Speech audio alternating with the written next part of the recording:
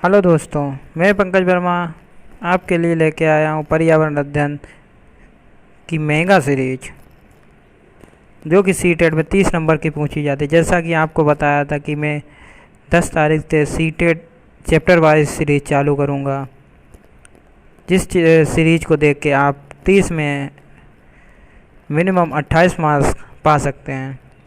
इस सबसे पहले हम डिस्कस करेंगे सिलेबस कि सीटेट ईवीएस पर्यावरण का सिलेबस क्या है। ठीक है, उसे डिस्कस करने से पहले आपसे गुजारिश है कि मेरे चैनल को सब्सक्राइब करें, बेल आइकन दबाएं और वीडियो अच्छा लगे तो उसे लाइक करें। ठीक है, सबसे पहले देखते हैं हम इस 30 नंबर के मार्क को दो भागों में डिवाइड करते हैं। 15 नंबर का हमारा आता है टॉपिक, 15 नंबर आती है हमारी पेडोलॉजी। ठीक है, टॉपिक में एनसीईआरटी को बेस्ड माना जाता है और पर्यावरण को हम बच्चों को कैसे पढ़ाते हैं, क्या क्लास में एक्टिविटीज़ होती हैं बच्चों, उसके बारे में सीखते हैं और क्या शिक्षण विधियों के द्वारा क्या उपकरण लाते हैं, वो तो आगे डिस्कस करेंगे हम वीडियोज़ में। सबसे ये फर्स्ट वीडियो है, इसके आगे भी videos topic by topic videos मिलेंगे आपको। ठीक है, सबसे पहले डिस्कस करते हैं सिलेबस। सिलेबस में पहला टॉपिक है, देखिए ये पहला टॉपिक, इससे पिछली बार एक क्वेश्चन पूछा गया था, आप पेपर प्रीवियस ईयर का पेपर उठा के देखिए। देखिए पहला टॉपिक है परिवार और मित्र। ठीक है, एकल परिवार ये और मित्र क्या, फैमिली फ्रेंड कैसा होता है, ये सब पढ़ेंगे। परिवार और मित्र की उप थीम हैं, इसी में आती हैं। इसका एक क्वेश्चन मिला था, इसमें उप थीम का पहला है संबंध, कि केरल में मम्मी को क्या कहते हैं और जम्मू कश्मीर में पापा को क्या कहते हैं, यही सब संबंध पढ़ेंगे।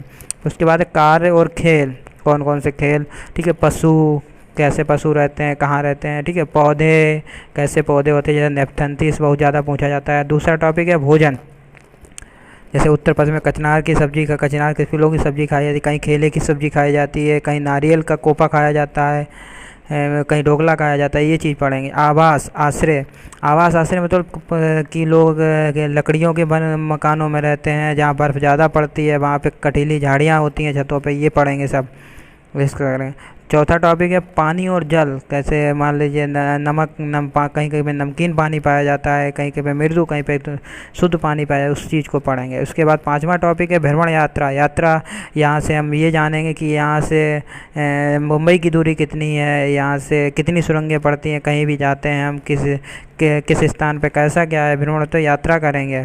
ठीक है, इसमें हम डिस्कशन करेंगे। नंबर छठा टॉपिक है वे चीज़ें जो हम बनाते हैं और करते हैं।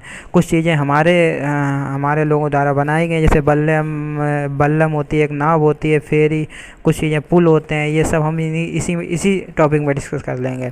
दूसरा पार्ट आता है हमारा, इसका अध्यापन संबंधी मुद्दे। इसका मेन होता है पर्यावरण शिक्षा शास्त्र। ठीक है, पेडोलॉजी। ठीक है, सबसे पहला टॉपिक होता है इसमें ईवीएस की अवधारणा और व्यापकता। ईवीएस मतलब पर्यावरण कहाँ से स्टार्ट हुआ, कैसे उसकी व्युत्पत्ति क्या हुआ, ये सब पढ़ेंगे इसमें। और फिर ईवीएस का महत्व, हमारे जीवन में पर्यावरण का क्या महत्व है। एकीकृत ईवीएस, एकीकृत मतलब सभी विषयों को पर्यावरण में कैसे समाहित किया गया है। ठीक है, फिर आगे बढ़े ईवीएस का अध्ययन एवं ईवीएस शिक्षा। पर्यावरण का अध्ययन हम कैसे कराते हैं बच्चों को, कैसे शिक्षा देंगे बच्चों को। फिर अधिगम सिद्धांत, कि बच्चों को कौन कौन से सिद्धांतों से शिक्षा दी जाएगी। ठीक है, विज्ञान, और फिर अगला टॉपिक है विज्ञान और सामाजिक विज्ञान की व्यापत्ति और संबंध, कि पर्यावरण में विज्ञान और सामाजिक विज्ञान का क्या क्या संबंध है, कैसा संबंध है, कैसे जोड़ा गया है। ठीक है, फिर उसके आगे बढ़ेंगे अवधारणा प्रस्तुत करने के दृष्टिकोण, कौन कौन सी अवधारणाओं से हम पर्यावरण को बता सकते हैं। ठीक है, फिर क्रियाकलाप, कौन कौन से क्रियाकलापों द्वारा हम पर्यावरण के बारे में डिस्कस कर सकते हैं। फिर इसके आगे है प्रयोग एवं व्यवहारिक कार्य, हम कैसे पर्यावरण को अपने व्यवहार में ला सकते हैं, अपने समाज में स्थापित कर सकते हैं। फिर उसके आगे चर्चा मतलब है कि हम क्लास में बच्चों के साथ कैसे ईवीएस के बारे में चर्चा करके उन्हें पढ़ा सकते हैं। ठीक है, फिर उसका अगला टॉपिक है सीसीई का इंग्लिश मीन होता है कंटिन्यूस एंड कम्प्रहेंसिव एवोल्यूशन। ठीक है, सतत एवं व्यापक, ये बहुत ही इंपॉर्टेंट टॉपिक है, ऐसे 4 से 5 नंबर का क्वेश्चन पूछे जाते हैं ज़्यादातर।